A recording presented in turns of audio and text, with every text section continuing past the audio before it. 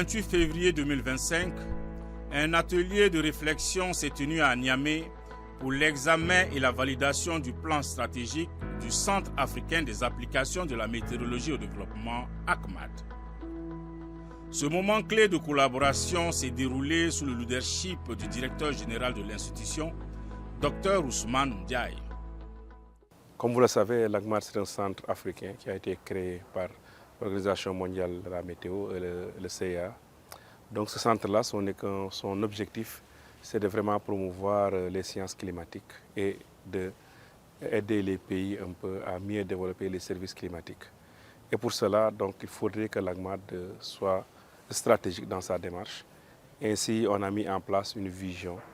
Et aujourd'hui, il s'agissait pour le personnel de l'ACMAD de pouvoir s'approprier de cette vision-là, de mieux comprendre de quoi il s'agit et de discuter en interne. Et pour mieux comprendre, pour mieux savoir les activités, à quoi ça retourne. Donc c'était une journée entière qu'on avait discuté de ça. On a présenté la vision, n'est-ce pas, les axes stratégiques et les activités. L'atelier a réuni le vice-président du conseil d'administration de l'ACMAD ainsi que l'ensemble du personnel du centre directement concerné pour mieux comprendre la vision et la mission de l'institution et s'approprier ce document stratégique. L'objectif de cet atelier, c'est la présentation du plan stratégique, faire comprendre à tous les personnels, parce que tous les personnels de l'ACMAD sont invités à cet atelier sans exception, pour les faire comprendre qu'est-ce qu'un plan stratégique, qu'est-ce que la vision de l'ACMAD. Parce que, étant employé de l'ACMAD, tout un chacun doit savoir et pouvoir expliquer qu'est-ce qu'est ACMAD, qu'est-ce que les plans stratégiques de l'ACMAD, les objectifs stratégiques de l'ACMAD. Cet atelier nous a permis de bien comprendre les missions de l'ACMAD, les objectifs, ainsi que d'apporter nos contributions pour construire ces objectifs que veut atteindre l'ACMAD afin de pouvoir assister au mieux les services météorologiques et tous les partenaires pour construire une Afrique plus résiliente au changement climatique.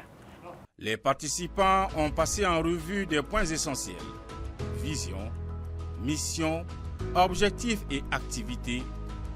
L'ACMAD aspire à devenir un centre d'excellence continentale de classe mondiale, contribuant à la prospérité de l'Afrique grâce à des populations résilientes aux événements extrêmes et capables d'atténuer les impacts du changement climatique. Cette ambition s'aligne étroitement sur celle de l'Union africaine et de l'Organisation météorologique mondiale, entre autres.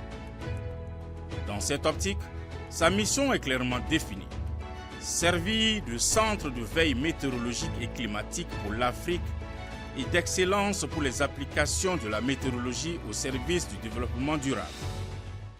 Et d'une manière générale, il y a 4 importants axes qu'on a mis en place, en exergue. Ça veut dire qu'il s'agit d'abord des données. Les données semblent très importantes, les données d'observation météorologique, pour s'assurer que les données sont bien observées. Les données sont aussi échangées à travers les réseaux mondiaux pour que les gens puissent les utiliser pour les services. Donc le deuxième point naturel, c'est les services climatiques. Il est important que les organisations météorologiques puissent, n'est-ce pas, fournir un service climatique aux différents bénéficiaires, aux différents secteurs.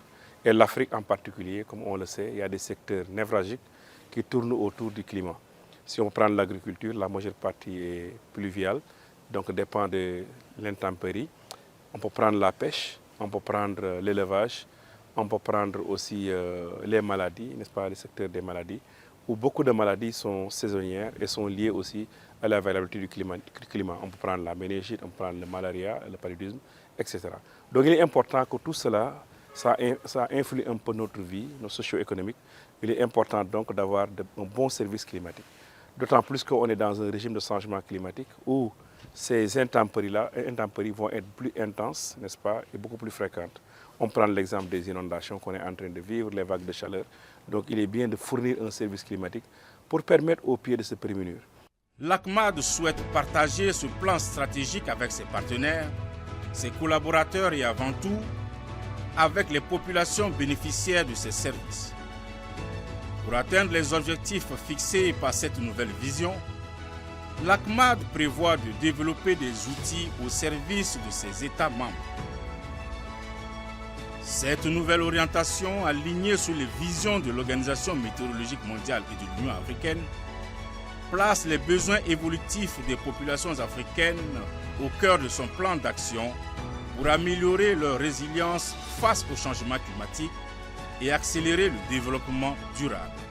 Bien sûr, tout ce que j'ai dit, il faudrait les moyens, il faudrait aussi bâtir une collaboration. C'est pour ça que l'ACMAD est très ouvert, n'est-ce pas, aux grands centres climatiques, aux différents pays, n'est-ce pas, et aux différentes initiatives qui existent pour pouvoir s'insérer là-dessus.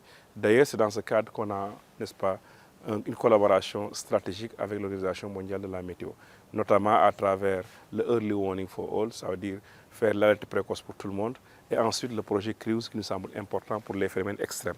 Donc c'est pour ça que l'ACMAD essaie aussi d'innover.